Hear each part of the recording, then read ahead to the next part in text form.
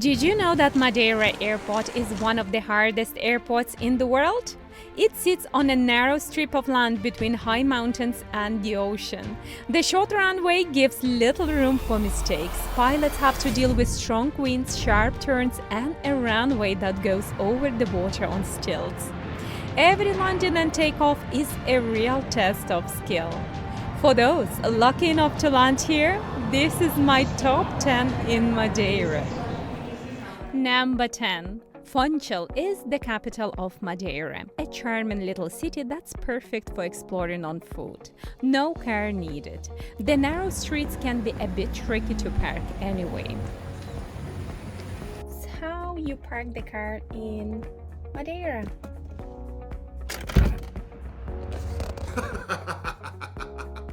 Funchal is famous for its stunning gardens, which are a must-see in Madeira. The botanical and tropical gardens are located close to each other, and visiting them will take a full day, so start early. They are truly beautiful and a must-do in Funchal.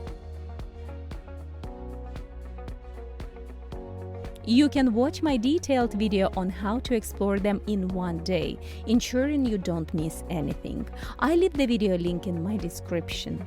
A toboggan ride or a basket ride is also unique to Funchal. If you have more time, you can also go on a dolphin trip.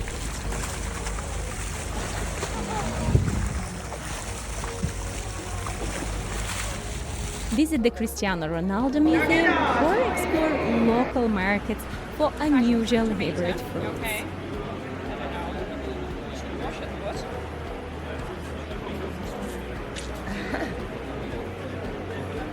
Try local foods in restaurants like scabbard fish with a banana and local pancha. I must say the food in Funchal is very reasonably priced and tasty. The portions are big. As you can see, there is a lot to do in Funchal, so if you can spend 2 days there and plan your time wisely, you can experience most of it in a few days. The skywalk at Cavo Girao is a platform approximately 10 kilometers from Funchal. Cavo Girao is one of the highest sea cliffs in Europe, standing at 580 meters, and the glass platform provides breathtaking views of the coastline and the ocean below. My top 10 in Funchal detailed video link in my description will help you with your planning. Number 9. The waterfall on the road in Madeira is called Cascada dos Anjos, or Angel's Waterfall. It's located near the village of Ponta do Sol on the old coastal road. This beautiful spot features the waterfall cascading directly onto the road. I managed to park close to the waterfall, but the road is narrow, and you might need help to park safely as the water streams by. The water streams in Madeira are called lavadas. These irrigation channels transport water from the wetter north to the drier south. They often run alongside roads and through forests. Be careful when parking near lavadas, as they can be quite deep and hazardous if not noticed. I couldn't resist giving my car a spa treatment. Who needs a car wash when you have a nature's version right there?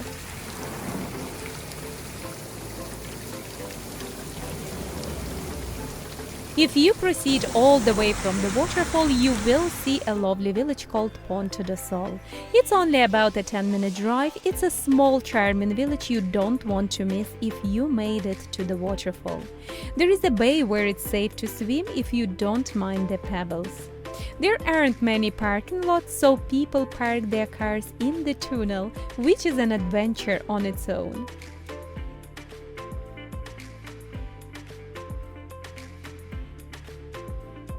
You can get some refreshment, desserts, or food at a cafe on the cliff with the bay view. It's a nice little village to spend a few hours in.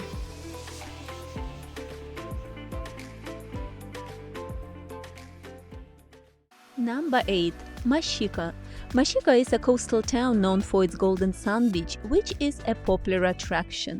The beach's golden sand is partially man-made. Originally it consisted mainly of pebbles and coarse sand. The fine golden sand was imported from Morocco, transporting the beach into the beautiful sandy stretch it is today. As you can see, there is a pebble beach on one side and a nice golden sand beach on the other.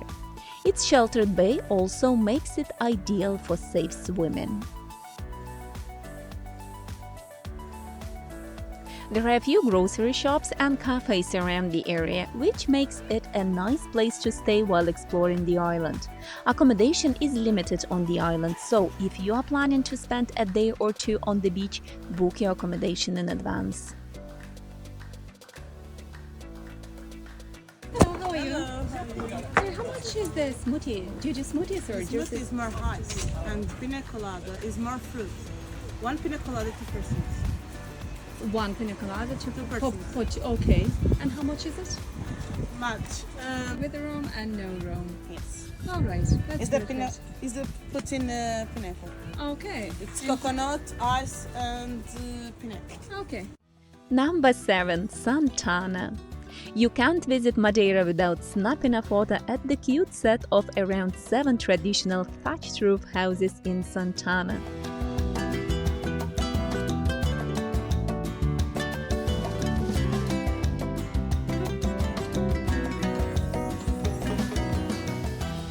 Have a rest and an espresso in Ponta d'Encontro.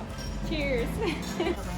Around here, you can see a point view in Rocha do Navio, and you can go to Queimadas. But the best, you left the car in Pico das Pedras and then go walking to Queimadas and come back. While there is not much else to see in Santana village itself, one of the best hiking trails in Madeira that you don't want to miss out on is Queimadas to RA the Waterfall, and it's only 4 kilometers away from Santana.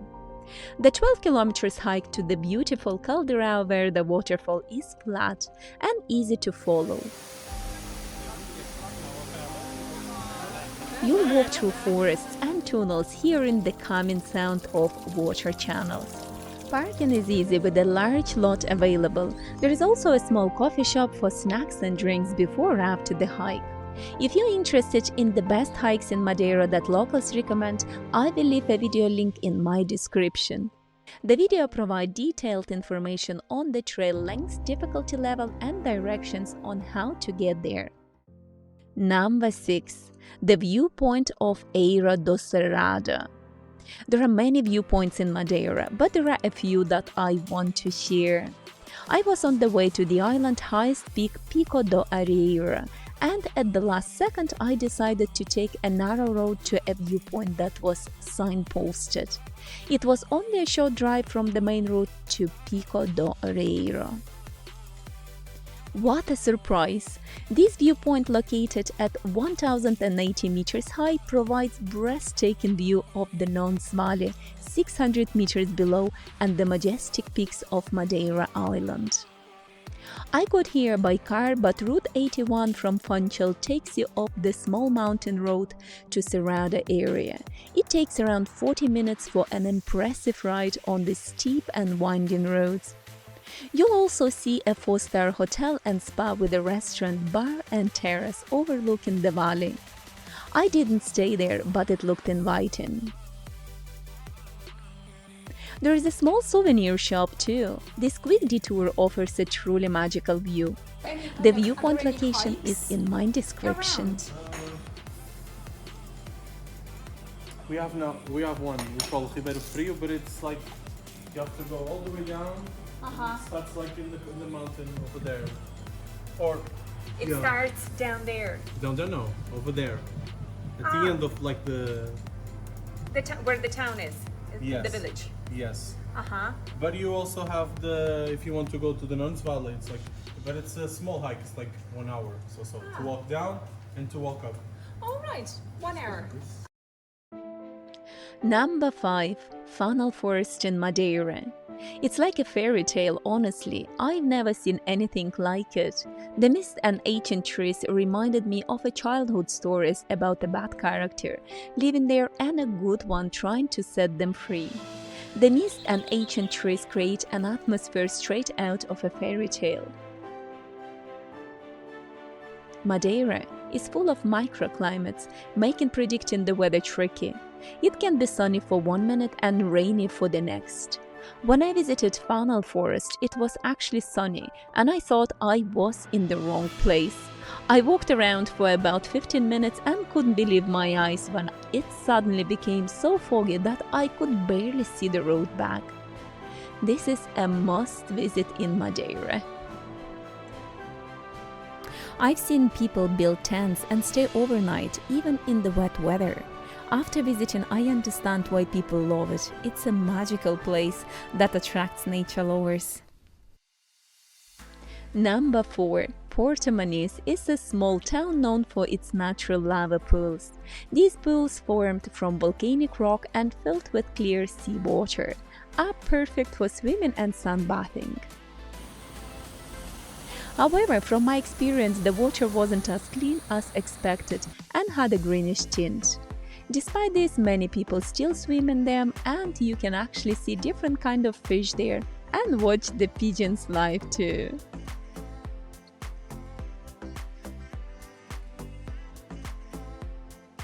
There are a few restaurants around and places to stay.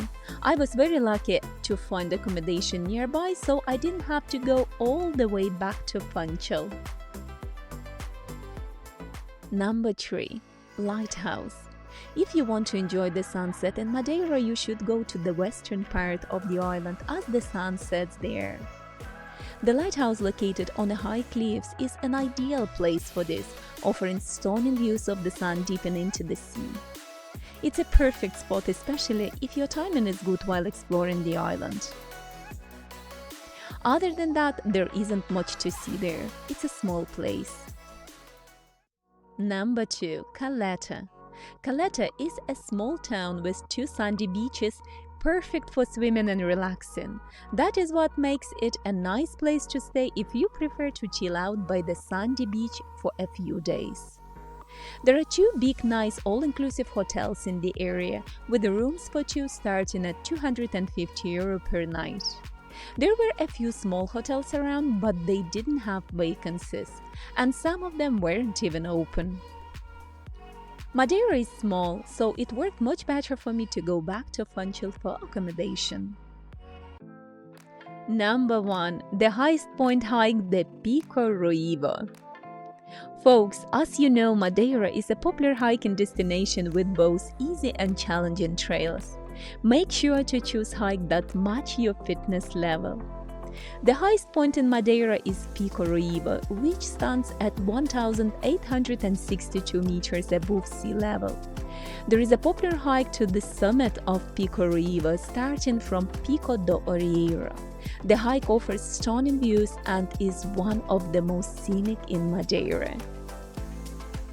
The hike is challenging with lots of stairs and climbing, but you don't have to do the whole distance.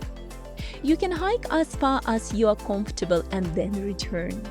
I have a full video dedicated to this place. Even if you don't want to hike, it's okay.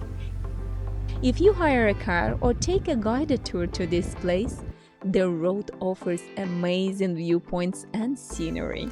Folks, a complete Madeira itinerary will be on my website soon, including all the tips, routes, and suggested days needed to visit each spot.